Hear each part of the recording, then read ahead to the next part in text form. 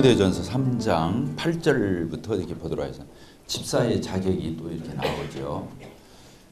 그래서 지역 교회마다 여러분들이 다 지역 교회에 지금 속해서 섬기고 있는데 지역 교회마다 이렇게 세워져야 돼요. 그래서 여러분들의 지역 교회가 이런 훌륭한 장로 형제님들이 세워지고 또 그런 집사들이 세워지고 그래서 교회가 잘 돌봄을 받고 또 그런 제목들이 교회 안에 이렇게 잘 양육받고 있는 그런 교회가 되어야겠죠. 아직 그렇지 않은 교회가 있다면 기도해야 돼요. 그런 교회가 되게 해달라고. 그래서 우리가 그렇게 기도하는 마음으로 우리가 이렇게 공부할 수 있게 되기를 바랍니다. 8절 3장 8절 이와 같이 집사들도 정중하고 일구이언을 하지 아니하고 술에 임박이지 아니하고 더러운 일을 탐하지 아니하고. 이게 집사들이 정중해야 한다는 거예요. 가벼우면 안 된다는 거예요. 실수하고 이러면 안 돼. 일구이언 한 입으로 두 말하면 안 되죠. 이제 말싸움이 되고 빌미가 되고 신뢰할 수 없게 되죠. 그래서 정중하고 일구이언하지 아니하고 또 술에 임박이지 아니하고 또 더러운 일을 탐하지 아니하고. 집사가 이제 돈을 맡고 있는데 돈에 대한 욕심이 있는 사람이 돈을 맡겨놓으면 안 되겠죠. 교회에 이제 살림살이를 하게 되는데 이제 이런 부분에 있어서도 그래서 집사 자격을 이렇게 다 적어놨어요. 일일이. 그 다음에 9절 같이 읽겠습니다. 시작. 깨끗한 양심의 믿음의 비밀을 가진 자라야 할지니. 집사도 양심이 깨끗해. 아까 돈을 사랑하지 않는다, 탐하지 않는다 그랬는데 여기서 집사도 마음의 양심이 깨끗해야 된다는 거예요. 집사가. 그래야 교회 살림살이를 제대로 하겠죠. 그리고 또 뭐라고 되어 있습니까? 믿음의 비밀을 가진 사람이어야 된다. 따라서 믿음의 비밀. 그러니까 세상적으로는 아주 기발하고 세상적으로 아주 민첩하고 순발력이 있는데 영적인 일에는 무딘 사람이 있어요. 감각도 없고. 이러면 안 된다는 거예요. 믿음의 비밀이 있어야 돼요. 믿음의 눈으로 볼 수 있는 그런 날카로움이 있어야 돼요. 그래서 어떤 성도가 어려운지, 어떤 성도가 굶고 있는지, 어떤 성도가 어떤 고통 가운데 있는지, 아쉬움 가운데 있는지, 또 정말 어떤 어려운 난감한 처지에 처해 있는 성도들이 다 내세가 하는 게 아니고 표출이 아니기 때문에 이런 믿음의 비밀을 가지고 다 볼 수 있어야 돼요. 그리고 또 어떤 성도는 헌금 생활을 하는지 어떤 성도는 헌금 생활을 안 하는지 이것도 볼 줄 알아야 돼요. 교회가 막 순진해가지고 이런 거 저런 거 아무것도 모르고 그냥 그런 것도 아닌 거죠. 저도 옛날에 회계집사를 봐봤거든요. 회계집사를 보면은 우리 모임은 이름을 써요 안 써요? 자기가 헌금 목적에 이름 안 쓰고 하잖아요. 그러니까 안 해도 모르고 헌금을 해도 몰라요. 누가 하는지를 몰라요. 근데 집사 일을 제가 하면서 다 알았어. 아 이거 누가 낸 봉투구나. 봉투 보면 알아. 돈에도 이름이 안 써 있고 봉투에도 이름이 안 써 있는데 알아. 신기한 거지? 믿음의 비밀이에요. 알아. 그래서 봉투에는 이름 안 쓰고 돈에도 이름 안 써 있어도 누가 지금 헌금 생활 하고 있거나 안 하고 있거나 그거 다 알아야 돼 집사는. 그래서 그거 하도록 만들어야 돼. 헌금 생활 하도록 해야 하는 거예요. 헌금 안 하면 누가 손해요? 교회가 손해요? 그 사람이 손해인 거예요. 하나님 예배가 뭐예요? 하나님께 드리는 거잖아요. 하나님께 드리는 거 뭘 드리는 거예요? 감사한 마음, 찬양, 영광, 하나님을 기쁘시게 하며 여러 가지를 다 드리는 건데 예배는 드리는 거거든요. 달라고 하는 게 아니고. 드리는데 뭐가 제일 포함되겠어요? 따르십시다. 연보. 헌금이 제일 예배의 첫 조건이에요. 그러니까 헌금을 안 드리면서 막 마음이 정말 눈물 콧물 흘리면서 감사 기도하고 아무리 해야 그거 하나님 안 받아요. 뭔 알겠죠? 보이는 것도 안 드리면서 안 보이는 걸 어떻게 드려? 이게 다 거짓이거든. 하나님이 거짓 것을 받겠어요? 아니지. 없는 걸 드리라는 거 아니에요. 없으면 못 드리죠. 없으면 없는 대로 드려야 돼. 있으면 더 풍성하게 드리고 그렇게 해야 하는 거야. 하나님 앞에서는 진실하게 해야 되거든요. 하나님 속는 분 아니죠? 하나님은 이미 우리 마음속을 다 아시고 동기를 아시고 다 투명한 물처럼 다 들여다보고 계시는데 하나님 속이면 안 되거든요. 그럼 뭐라고 신앙생활이, 뭐라고 교회를 나와서 왜 그렇게 하고 있어? 그냥 믿지 말고 그냥 밖에 있지. 교회를 나오는데 그런 것들부터 속이면 안 돼요. 난 여러분들 청년들 있잖아요. 정말로 연보 생활을 정확하게 하세요. 헌금 생활을 하세요. 뭐 교회가 돈이 필요가 하나님이 돈이 필요해서 여러분들 돈 내라는 게 아니에요. 그런 것부터 정확하게 할 줄 모르면 신앙 죽도 밥도 아닌 거예요. 아무것도 아니에요. 그건 신앙의 ABC, A에 해당하는 거예요. 이해가 되셨습니까? 돈 내라는 말로 들려요? 그렇게 들으면 유치한 거예요. 그런 게 아니고 진짜 하나님 앞에서 진실하게 참되게 있는 만큼 빚내서 하나님 앞에 드리라 그런 얘기가 아니라 정말 하나님 앞에서 그렇게 신앙생활하는 것을 배워야 되는 거예요. 그러면 결국에 하나님 앞에 내가 그렇게 신앙생활을 하면 누가 복 받냐면 내가 복을 받는 거예요. 뭐 기복신앙처럼 이렇게 막 많이 드리면 많이 받는다 이 얘기를 하라는 게 아니에요. 복 받을 짓을 해야 복을 주시지. 미안해요. 말투가 좀 거칠어서. 이런 건 굉장히 중요한 거예요. 그래서 절대 신앙생활은 속이면 안 돼요. 제스처, 모양, 그런 척 하면 안 돼요. 물론 그렇게 하나님 앞에서 오는 거는 이미 다 하나님 다 알고 계신데 하나님 앞에서 뭐 쉬워올 일이 있어요 우리가? 그러면 안 돼요. 연극하면 안 돼요. 알겠죠? 그건 이제 저 크리스마스 날 전날 연극을 저기나 하시고 이제 신앙생활은 그렇게 하면 안 돼. 자, 집사 부분을 하고 있죠. 그래서 9절 깨끗한 양심의 믿음의 비밀을 가진 자라 알지이면 이에 사람들을 어떻게 먼저 시험하여 보고 하나님의 일을 시켜보고 잘하는지 않는지 충성스러운지 아닌지 진실하게 하는지 정말 마음에 우러나서 하는지 이런 걸 다 시험해 보라는 거예요. 그 후에 책망할 것이 없어. 이 사람이면 됐어. 그럴 적에 집사의 직분을 맡게 하는 거예요. 아무나 집사하는 게 아니고 돌아가면서 하는 게 아니에요. 편한 대로 하는 게 아니에요. 올해는 형제님 했으니까 내년에는 형제님 한번 해보시죠. 이렇게 하는 게 아니란 말이에요. 집사는. 여기 자격이 써 있어요? 안 써 있어요? 아주 엄격하게 구체적으로 실제적으로 써 있잖아요. 이게 부합하지 않으면 집사를 하면 안 되는 거예요. 그 교회의 비극이에요. 그렇지 않은 사람이면. 그래서 장로나 집사는 격려하기 위해서 세우면 안 돼요. 따라서 격려차 세우면 안 된다. 세우면 안 돼요. 자격이 될 때 세워야 되는 거예요. 이 사람이 너무 의기소침하고 있고 못 달려가고 있으니까 집사 세워주면 막 열심히 하려나? 그렇게 해서 세우면 안 된다 그거야.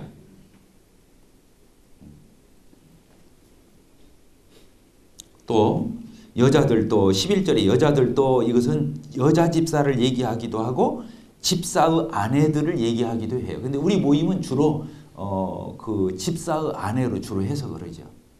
왜 그러냐면 집사 형제들을 세우면 그 자매님들이 또 할 수 있는 일이 교회 안에 얼마나 많아요. 그러면 집사 형제님의 그 아내들이 그 여자들이 하는 집사 일을 많이 해요. 우리 교회도 보면 뭐 거의 다 그 자매님들이 한다고 해도 과언이 아니죠. 그래서 집사의 아내들도 봐야 돼요. 그럼 장로 아내는 없어요. 아까 보니까 접대의 사람이 없고 거기에나 좀 들어있지. 근데 아니에요. 장로의 아내도 이 집사의 아내 못지않은 이런 자격 조건을 다 사실은 여기에 내포하고 있는 거죠. 그래서 그 여기를 여자 집사로 해석하고 있어서 여자들도 집사로 세워지는 것을 우리가 그건 진리가 아니다, 잘못됐다 이렇게 하면 안 돼요. 왜 그 훌륭한 성경학자들이 이 여자들을 여자 집사로 해석하는 분들이 많아요. 근데 우리 모임은 주로 어떻게 한다? 집사의 아내의 자격으로 본다 이렇게 하는데 몽골 선교 지역을 지난번에 갔다 왔는데 가보니까 여자 집사가 4명이 있더라고. 남자 집사가 1명인가 2명이 있고. 몽골은 여자가 세대. 다 여자들이 많이 배워요. 남자들은 태어나가지고 계속 양치기나 하고 말이나 타고 다니고 여자들은 도시로 가서 다 공부를 해가지고 몽골 여자들은 다 인텔리전트해 보여. 약간 그렇게 품위가 있는데 남자들은 다 소물고 댕기고 그래가지고 교회도 그러더라고. 교회도. 그래서 여자 집사들이 너무 교회를 잘하고 있는 거예요. 잘못된 게 아니죠. 여자 집사를 세운 게 잘못. 그 고린도 교회 바로 옆 교회가 있는데 그게 겐그리아 교회거든요. 근데 이 로마서 성경을 갖다가 전달한 분이 누구냐면 베베 집사거든요. 베베가 여자 집사예요. 로마서 16장에 보면 바울 사도의 보호자 노릇을 했던 자매님이신데 그 자매님이 로마서 성경을 로마 교회에 그 고린도 지역에서 쓴 건데 로마 교회에 전달을 한 이 여자 베베 집사도 집사였단 말이지. 뭔 말 알겠죠? 그래서 이 해석에는 이런 견해가 있는데 다 존중되어야 된다 이런 얘기를 했습니다. 자 11절 우리 자매님들만 한번 읽어봅시다. 여자들도 이와 같이 정숙하고 모함하지 아니하며 절제하며 모든 일에 충성된 자라야 할지니라 그렇게 되어 있어요. 그래서 여자가 집사가 됐든 집사의 아내가 됐든 간에 정숙해야 돼요. 그리고 모함하지 않고 집집마다 다니면서 이 말 저 말 퍼뜨리면 안 되잖아요. 절제, 아까 절제 규모 없으면 안 되는 거예요. 그 모든 일에 충성된 사람이라 해야 된다. 또 12절 같이 읽게 시작. 집사들은 한 아내의 남편이 되어 또 자녀와 자기 집을 잘 다스리는 자일지니 집사의 직분을 잘한 자들은 아름다운 지위와 그리스도 예수 안에 있는 믿음의 큰 담력을 얻느니라 이렇게 되어 있어요. 여기 보니까 집사도 한 아내의 남편이어야 돼요. 아내가 여럿이면 안 된다는 거예요. 성생활, 가정생활, 부부생활이 정확해야 돼요. 그리고 자기 집을 자녀와 자기 집안을 잘 다스리는 사람이 집사 일을 할 수 있다. 아까 장로의 자격, 감독의 자격과 같아야 안 같아요? 같은 거예요. 그래서 집사도 자녀들이 이탈을 하거나 탈선을 하거나 불신결혼을 하거나 아내가 문제를 일으키나 할 적에는 집사도 빨리 사임을 해야 돼요. 내려놔야 돼요. 교회에서 집사 이러면 안 돼요. 왜 그냥 본이 안 되니까. 성도들은요 장로와 집사들, 부부, 그 가정, 자녀들까지 예의주시해보고 있어요. 본이 안 되면 교회에 말썽만 더 생기고 성도들에게 배움이 안 되니까 안 된다고 하는 거예요. 이 말 아시겠죠? 네. 여러분들 지금 마음속에 우리 교회 집사님은 안 그런데 혹시 그런 생각하는 분들이 있어요 없어요? 위에서 기도해 드려요. 네, 알겠죠? 13절 집사 일을 잘한 사람은 아름다운 지위 그리고 그리스도 예수 안에 있는 믿음의 큰 담력. 집사를 잘한 사람은 두 가지 축복을 받아요. 또 한 가지 뭐냐? 아름다운 지위가 뭐냐면 교회 안에 존경을 받아요. 지난번에 내가 몇 년 전에 미국에 있는 리틀턴 바이블 체프를 갔다 왔어요. 알렉산더 스트라프 형제님이 계신 모임인데 가보니까 집사들이 다 70대 중반이야. 80만 머리 허연 분들이 와서 픽업해주고 교회 봉사 다 하고 연보 정리 다 하고 다 뒤에서 그렇게 오고 있더라. 그러니까 집사 일을 몇 년을 했는지 몰라. 그런 분들은 장로 못지 않아. 교회 안에서 존경받고 귀 여김을 받으시고 그러니까 성도들이 다 고개가 숙여지는 거예요. 그런 분들 앞에. 또 어떤 면으로 그런 분들 중에서 아까 장로의 자격을 갖춰서 말씀도 잘 전하고 상담도 잘하고 교회 영혼들을 잘 돌아보면 그런 분들은 장로로도 또 세워져야 맞겠죠. 그래서 아름다운 지위라는 말 속에는 성도들의 존경과 또 장로로도 또 청거돼서 장로로도 섬길 수 있는 길이 열릴 수 있다. 이런 의미가 있는 거예요. 또 믿음의 큰 담력, 집사 이렇게 교회 살림살이를 교회 전반 구제 같은 거, 재정 줄라 이런 것들을 충성스럽게 그렇게 한 분들은 하나님이 또 다른 믿음을 더에게 선물로 주신다 이렇게 되어 있습니다. 엄마 아시겠죠? 자, 그 다음에 우리 유인물을 또 핸드북을 보도록 하겠습니다. 30페이지를 보도록 하겠습니다. 교회의 지도력은 뭐라고 되어 있어요? 복수 지도력. 따라서 복수 지도력. 복수 목표를 해야 하는 거예요. 복수 목표. 그래서 아까 감독들, 집사들 반드시 복수를 하는 장로, 집사 이렇게 안 써 있다 그 말이에요. 반드시 복수용으로 써요. 교회는 혼자 하는 게 아니에요. 그래서 장로가 혼자 하고 있다 그러면 그 교회는 미자립 교회로 봐요. 아직 미성숙한 교회. 교회가 틀이 안 잡힌 교회로 본단 말이야. 성도가 아무리 많아도. 뭔 말 알겠죠? 그러니까 복수로 세워져서 복수로 팀워크로 일을 하도록 혼자 독단적으로 하지 않도록 1인 목회하는 것은 과도기적으로 개척한 지 얼마 안 돼가지고 아직 일꾼들이 안 드러나서 그래서 별 수 없이 혼자 해. 그런 것은 있을 수 있어요. 그러나 대체로 그럴 수는 없다. 이런 얘기예요. 그래서 복수 지도력. 장로도 그렇고 집사도 그렇고 그렇다는 거예요. 그래서 성경을 보게 되면 예루살렘에도 복수 장로 또 선교를 하는 곳마다 이 복수 장로를 세웠고 이런 예는 너무 성경에 흔하기 때문에 그렇다는 거예요. 또 5번 교회의 복수 지도력은 복수로 목표하는데 어떻게 목표한다? 분단 목표. 따뜻한 분단 목표. 그러니까 장로가 3명이든 5명이든 똑같은 일을 똑같이 하면 안 돼요. 장로들도 주특기가 다르고 은사가 다르니까 파트를 나눠서 맡아야 돼요. 뭔 말이죠? 어떤 장로는 주일학교 어린이 사역을 너무 잘해. 어떤 장로는 청소년 사역을 잘해. 어떤 장로는 노년부 사역을 잘해. 그러면 파트를 나눠서 맡는 거예요. 어떤 장로는 목양을 잘해. 성도들 집집마다 돌아다니면서 신방하고 상담하고 이걸 잘해. 어떤 사람은 교회 행정을 잘해. 그럼 행정 쪽을 맡아야 돼. 뭔 말 알겠죠? 어떤 분은 막 교회 행사 진행 같은 거 이런 걸 참 잘해. 그분은 그런 걸 맡아야 하는 거예요. 분담을 해서 맡는다. 복수로 한다. 그러나 분담한다. 이게 교회의 리더십의 원칙이에요. 자, 그 다음에 6번. 동등 가운데서 지도리여, 동등 가운데서 질서, 동등 가운데서. 그래서 저를 보세요. 자, 장로가 5명이 있어요. 3명이 있어요. 그럼 동등해요. 따로다 동등하다. 행정적으로 동등한 거예요. 그런데 또 그 안에는 질서가 있어요. 여러분들 엄마 아빠가 있잖아요. 그럼 부부니까 동등하잖아요. 근데 그 안에 질서가 있어요, 없어요? 남편과 아내. 남편이 머리잖아요. 그리고 형제간들이 있잖아요. 막 4남매, 5남매 막 이렇게 있잖아요. 그러면 거기에 또 질서가 있어요, 없어요? 누나도 있고 오빠도 있고 동생도 있고 그렇게 형제간은 동등하잖아요. 근데 그 안에 질서가 또 있잖아요. 교회도 똑같다 그거예요.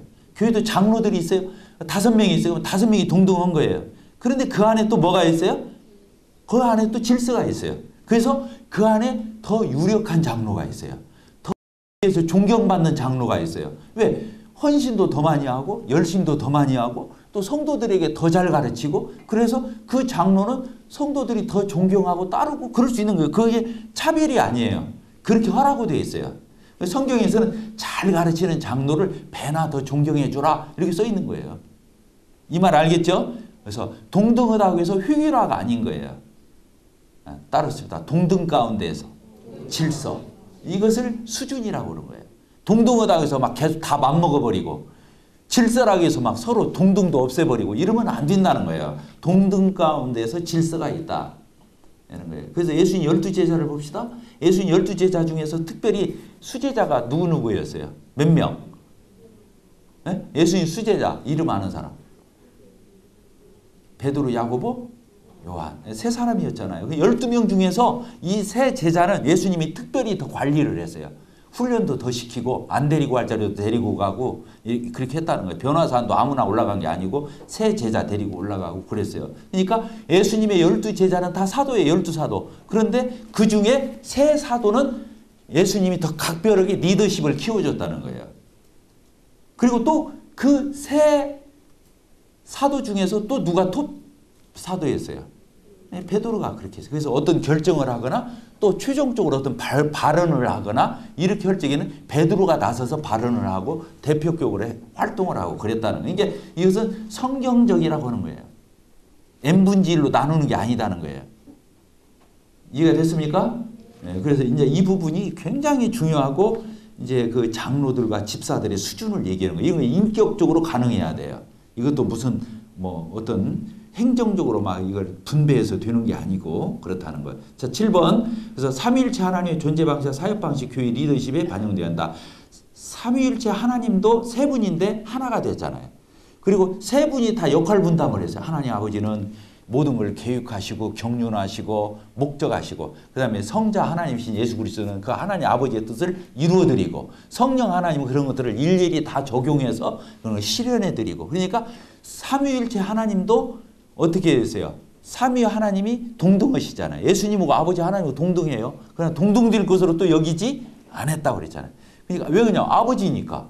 그리고 예수님은 아들이니까 동등한데 아버지, 아들, 성령 그래서 제1위 하나님, 제2위 하나님, 제3위 하나님 이렇게 질서가 있었대요. 하나님 안에도 역할 분담과 하나님 안에서도 동등과 질서가 공존했다는 거예요. 그러니까 교회는 작은 하나님의 나라인 거예요. 그래서 하나님의 존재 방식과 통치 방식이 교회 안에 스며들어와야 한다는 거예요.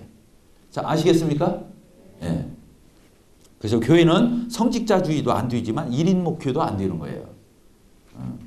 그 다음 보겠습니다.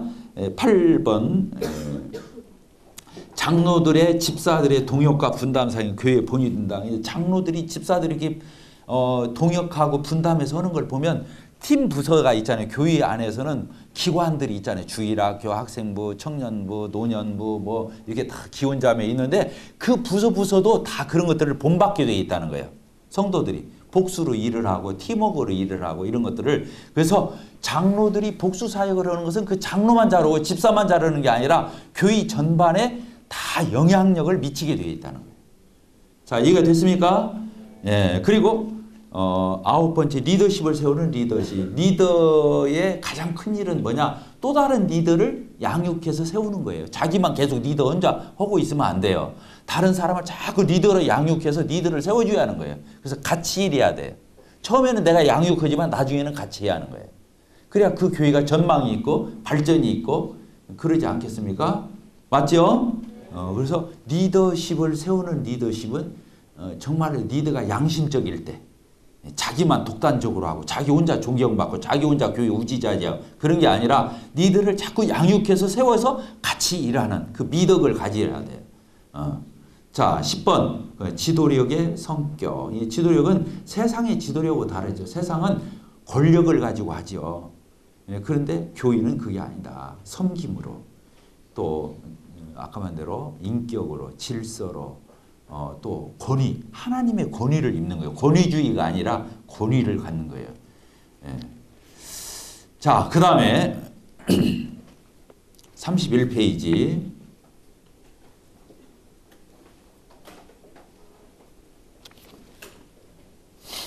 예, 교회가 정말 건강한 교회가 되려면 또 첫째는 뭐가 필요하다고 했어요? 건강한 지도력. 건강한 지도력. 리더십이 제대로 세워진 교회가 든든하게 세워지는 거고, 두 번째가 뭐냐? 건전한 복음. 그리고 정말 열심히 복음을 전하는 교회여야 된다는 거예요. 건전한 복음이 뭐냐면 복음도 건전해야 돼요. 따라서 복음이 건전해야 한다. 복음이 건전하지 않으면 안 돼요. 복음이 건전하다라고 하는 말이 어떤 거냐면 너무 형식화된 복음은 안 돼요. 그리고 도식화된 복음도 안 돼요. 획일화된 복음도 안 돼요. 이게 뭔 말이냐? 복음이 너무 단조로워.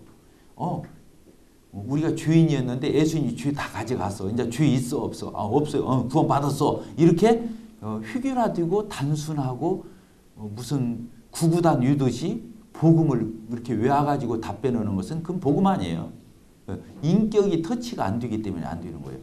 복음은 정말로 그 사람이 심장의 저 양심의 근본에서부터 주인인 걸 자각하도록 이 하나님의 복음으로 그 사람에게 그 사람이 근본적으로 구조적으로 아담 안에서 어떤 주인인가를 완벽하게 드러내서 하나님 앞에 세워서 정말로 나는 지옥 가도 할 말이 없는 그런 죄인이구나. 그리고 정말로 나는 만물의 쓰레기구나. 정말로 나는 삐뚤어졌구나. 왜곡됐구나. 나는 엉터리구나. 나는 죄인 중에 죄인이구나. 이런 것들을 정말로 전인격적으로 확실히 알도록 그냥 안팎을 다 까발려야 돼. 그래가지고 그 사람이 하나님 앞에 벌거벗은 것처럼 서도록 그렇게 복음을 그렇게 전해줘야 돼요. 자기 발견을 하도록. 그래서 하나님 앞에 두 손 들고 하나님 저는 죄인입니다. 그리고 두 손 들고 나오도록. 그리고 예수님을 이제 소개해야죠.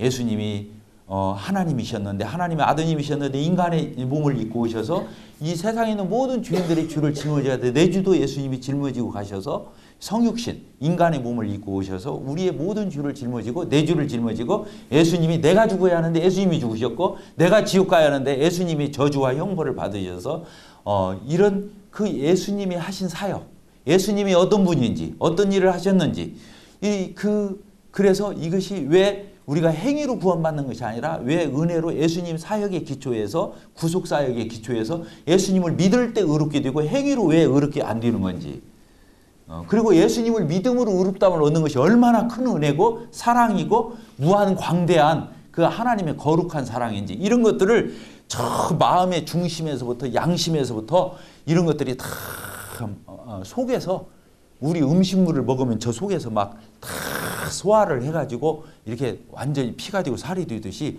복음이 전인격적으로 전해져야 돼. 그래서 정말로 예수를 믿고 그가 거듭나고 구원받도록 건전한 복음이 교회에 있어야 돼요. 그래서 교회의 복음이 획일화되면 안 되는 거예요. 너무 단순하고 너무 획일화되고 구구단위도 수학 공식이듯이 그러면 뭐 그거 딸딸딸 말하면 구원 받았어 이렇게 쉽게 말하고 그런 교회가 되면 안 되나. 정말 인격의 변화가 있도록 심령의 변화가 있도록 인생의 전환점이 있도록 이렇게 복음을 전해주는 게 건전한 복음이에요. 뭔 알겠죠? 이 복음이 그래서 어떤 책 한 권 띄면 복음 끝난 것이 아니에요. 그래서 뭐 사형리 책자 같은 거 있잖아요. 물론 훌륭해요. 10스텝, CCC에서 나온 거 이런 것도 있고 또 우리 모임에서 이 책 저 책을 사용하는데 그 책 한 권에다가 복음을 가두면 안 돼요. 복음은 다양해요. 전인격적이에요. 아주 복음은 풍성한 거예요. 그래서 막 크로스로 해줘야 돼요. 크로스로. 그래서 복음은 그 교회 어떤 한 사람한테만 들으면 안 돼요. 왜? 다 그 사람처럼 되니까. 그래서 복음은 이 형제님, 저 형제님, 이 자매, 저 자매가 막 크로스로 해줘야 돼요. 그래서 전인격적으로 복음이 조명되도록. 뭔 알겠죠? 그래서 교회에서 이제 휴심자가 나오면은 상품이 나오면 안 돼. 새로운 피조물이 나와야지. 거듭나가지고. 상품은 어떻게 하는 거예요? 공장 기계에서 찍어내는 거잖아. 그런데 찍어내는 것은 물건이지 인격이 아니잖아요. 그러니까 거듭나야 하는 거예요. 하나님의 말씀으로 성령으로 거듭나서 새로운 피조물로 새로운 인격으로 보라 이전 것은 지나갔으니 새 것이 되었도다. 그리스도 예수 안에 있으면 다 새로운 피조물이라. 이렇게 되듯이 이런 부분이 굉장히 중요해요. 그래서 여러분들 지역교회 가서나 여러분들도 복음을 그렇게 이해하고 그렇게 전하고 내 자신에게도 그렇게 전인격적으로 적용을 해야 돼요. yes, no, OX 이렇게 해가지고 복음을 점검하는 게 아니에요. 내 안에서 인격화돼야 돼요. 복음이. 따라서 복음의 인격화. 그래서 복음을 접했다는데 사람이 하나도 안 바뀌어. 눈빛도 안 바뀌어. 태도도 안 바뀌어. 언행 심사관이 안 바뀌어. 그런 구원이 뭔 구원이야? 그건 구원 아닌 거예요. 구원은 거듭 태어나는 거예요. 인격이 바뀌는 거예요. 인격 안 바뀌는 복음은 없어요. 그래서 그냥 눈초리가 그냥 반짝반짝하고 막 교만하고 막 이렇게 뭐라고 해야 돼? 눈이 좀 표독스럽고 이런 사람들이 다 꺾어져야 돼. 물이 다 빠져야 돼. 그렇지 않은 구원은 없어. 뭔 말 알겠죠? 그래서 자기도 모르게 탁 이 목이 탁 꺾여야 되는 거야. 그걸 구원이라고 그래. 눈빛도 꺾이고 목도 꺾이고 에? 다 꺾여야 되는 거예요. 회개가 뭐가? 꺾인다는 뜻이야. 뭔 말 알겠죠? 그래서 이제 지역교회는 이렇게 복음이 전인격적으로 해서 예수님을 전해야 돼. 결국에는 따라서 예수님이다. 예수님을 영접해야 그가 예수님을 닮지요. 근데 복음의 공식을 외웠으니까 복음은 따르르 얘기하는데 그냥 명확한데 인격은 하나도 예수님 닮은 게 없어. 그건 뭐예요? 암기한 거야. 그건. 공부하고 학습해 온 거야. 거듭난 것이 아니에요. 그런 구원은 아니다는 거예요. 자, 그 다음에 교인은 정말 자기가 구원을 받아서 다른 사람에게 복음을 전해야 하잖아요. 어떤 사람 정말 이 복음을 전하는 것은 양심이죠. 구원을 받은 우리에게 양심이에요. 자기는 구원 받아놓고 놈들한테는 안 알려주고 있을 수가 없는 거예요. 그래서 이 복음을 열정적으로 전하는 교회. 이제 저희 교회는 개인전도 캠프가 있어요. 복음 집회도 하지만 복음 집회보다는 개인전도 캠프를 해요. 그래서 분기별로 3개월에 한 번씩 하는데 그때 이제 토요일 날 아침 10시부터 저녁 10시까지 이제 자기가 평상시 사귀던 구두자 이름을 써내요. 아주 같이 기도해요. 그리고 이제 토요일 날 하루 내내 그 사람이 오고 싶은 때 데리고 와 교회를. 그래가지고 개인 상담을 해요. 다과라도 하고 식사라도 하면서 교회 와서 이제 그렇게 하면 저희 교회는 한 100여 명 정도 데리고 와요. 구두자들. 몇 명 데려온다고요? 데리고 와요. 그래서 한 해에 저희들이 이제 그런 사람이 이제 데리고 오면 교회에서 이제 인연을 맺는 거야. 그날 막 오자마자 성경 펴가지고 막 2시간 그 다음 죽어도 안 나타나. 질려버려 그냥. 그러면 안 되는 거예요. 사람을 한 번 만나고 끝날 사이가 아니잖아. 우리는. 그냥 계속 뜸을 들여야 돼. 그래가지고 그 사람이 가랑비에 옷 젖듯이 그냥 갖고 언제 그냥 한번 폭발해서 하면 열매를 따야지 우리가.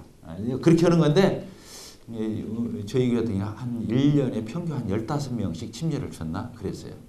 그렇게 이제 사람을 꾸준히 사귀어야 돼. 꾸준히 사귀어야 돼. 그래서 우리가 쉬어보니까 구원받은 사람을 세보니까 몇 번 정도 밥을 먹었나 만났나 보니까 최하 20번. 그러니까 최하 20번을 만나서 밥을 먹고 차를 마시고 만나서 교제를 나눠야. 최하야. 그것도 많으면 한 3, 40번. 그리고 그렇게 했다 하더라도 10명이면 두세 명, 한두 명 구원받아. 10명을 그렇게 했다면 뭔 말 알겠어요? 그러니까 복음을 잘 전해서 구원받는 게 아니야. 사람을 끝까지 인내하면서 꼴을 보면서 그 사람에게 진정한 애정을 가지고 끝까지 사귀고 교제하고 관계를 맺고 그래서 그 사람이 마음이 열리고 신뢰하고 그 가운데 마음이 열리면 복음이 들어가는 거니까 예수님이 들어가는 거니까 그렇게 해서 담는 거예요. 그래서 대부분의 전도는 왜 안 되냐? 인내심이 없어. 뭔 말 알겠죠? 또 한 가지는 투자를 안 해. 맨날 맨입으로 하니까 구원을 안 받아. 커피를 사주든 빵을 사주든 생일날 좀 기억을 해다 생일 선물을 좀 사주든 뭔가 그 사람 안부를 물어봐 주든 하여튼 뭐가 있어야 될 거 아니에요. 따라서 합시다. 투자 없이 거두는 법은 없다. 뿌린 대로 거둔다고 했잖아요. 심은 대로 거두는 거예요. 그래서 여러분들이 진짜 전도 잘하고 싶잖아요. 그러면 주머니부터 열어야 돼. 알겠죠?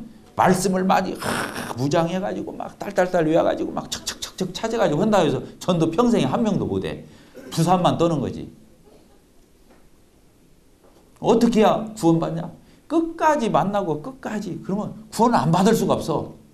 그 사람이 안 받는다. 그건 창세전에 선택 안 하는 거야. 그건. 뭔 말 알겠어요?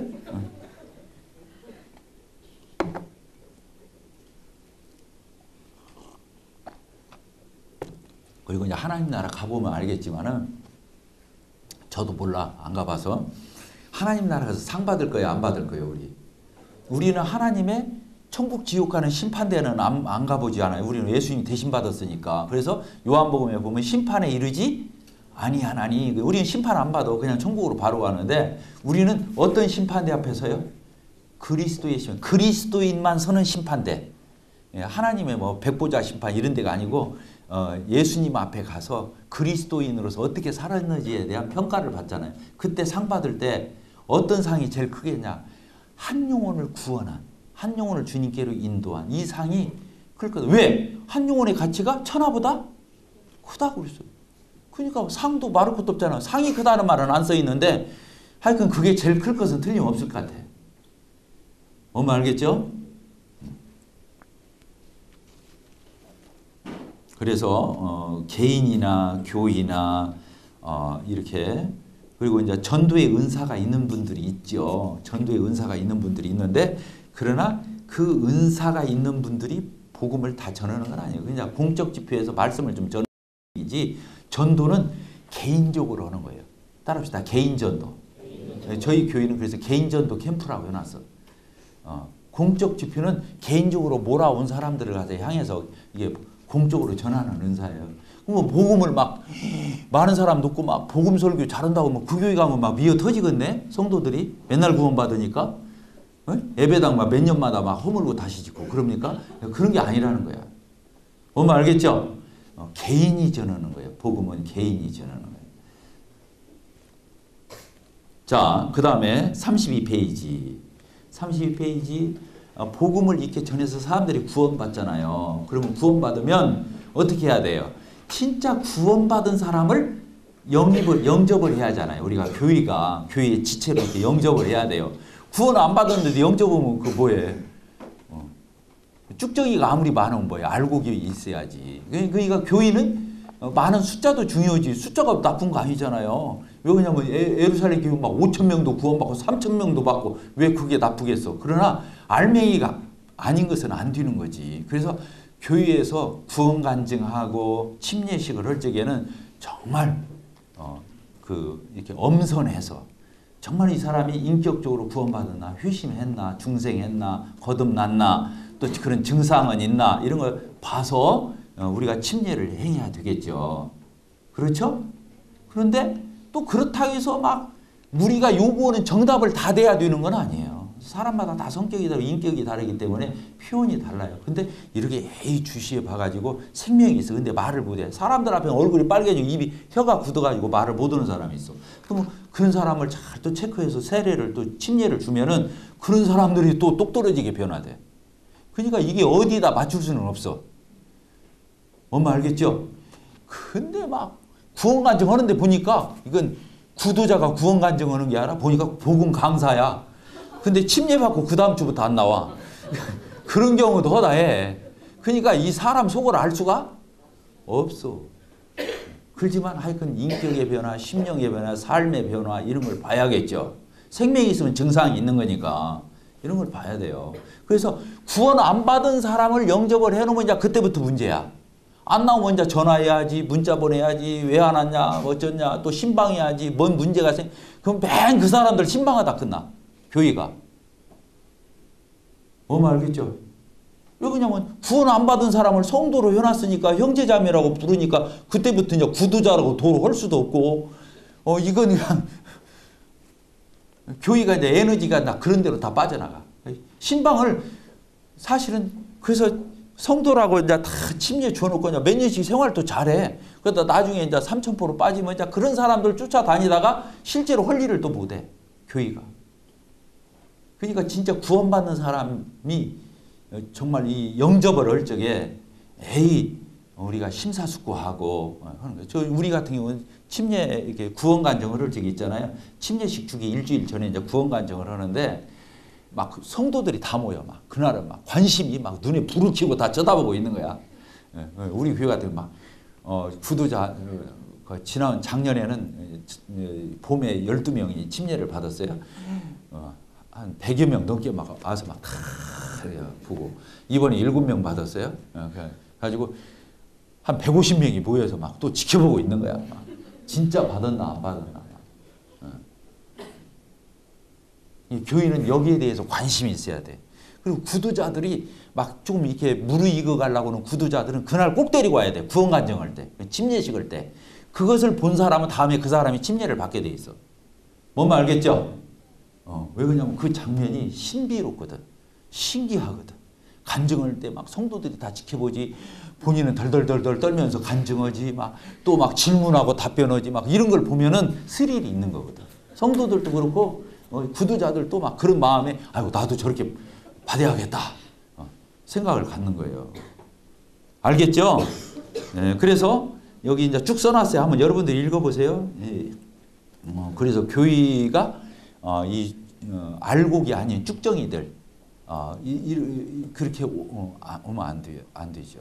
그래서 교회는 할 수 있는 대로 복음 열심히 전하고 정말로 그 사람이 인격이 변하고 삶의 인생이 변하도록 정말로 그 교회 분위기가 참 중요한 거예요. 그래서 이 교회 성도들의 이런 모든 이런 분위기가 좌우하는 거예요. 그래서 어떤 사람은 그것 때문에 구원 안 받는 사람도 있어. 성도들 보니까 너무 막 딴판으로 바뀌어가지고 막 하나님 섬기는 걸 보니까 자기는 겁이 나버려. 나는 아무리 생각해도 나는 구원받아도 저렇게는 못 살겠다. 그래서 나는 구원 안 받아야겠다. 이런 사람도 나와. 그래도 구원 받아. 어쨌든. 이제 교회 분위기가 그렇게 중요한 거야. 성도들이 그냥 조는 듯, 많은 듯 섬기고, 그냥, 뜨겁지도 않고 차지도 않고, 그렇게 섬기면 구두자도 다 그런 사람만 있어. 구원 받아도 다 그렇게 해. 그러니까 누가 책임이 큰 거야. 먼저 된 성도들, 먼저 된 형제 자매들의 주님 섬기는 태도. 아까도 리더가 뇌중이다. 본이 돼야 한다고 그랬잖아요. 우리는 다 리더야, 알고 보면. 아직 이제 이번에 침례받은 사람보다는 내가 앞서잖아. 그러니까 우리가 다 리더인 거예요. 자, 기도하고 마치겠습니다. 아버지 하나님, 저희들 가운데서 참된 리더들, 하나님이 준비하시고 사용하시는 리더들, 또 지역교회마다 복되고 아름다운 생명의 복음이, 건전한 복음이 자리 잡고 지켜지고, 또 이런 복음이 열정이 있게 증거되고, 그래서 복음을 접하는 사람마다, 예수님을 만나는 영혼마다 거듭나고 새로운 피조물로 참 교회가 이런 영혼들로 더해지고 세워지고 역사하는 이런 지역교회가 될 수 있도록 하나님 축복해 주시고 그 일에 쓰임받는 축복의 통로로 쓰임받는 저희들 되게 해 주시기를 기도합니다. 예수님의 이름으로 기도하옵나이다. 아멘. 수고드렸습니다.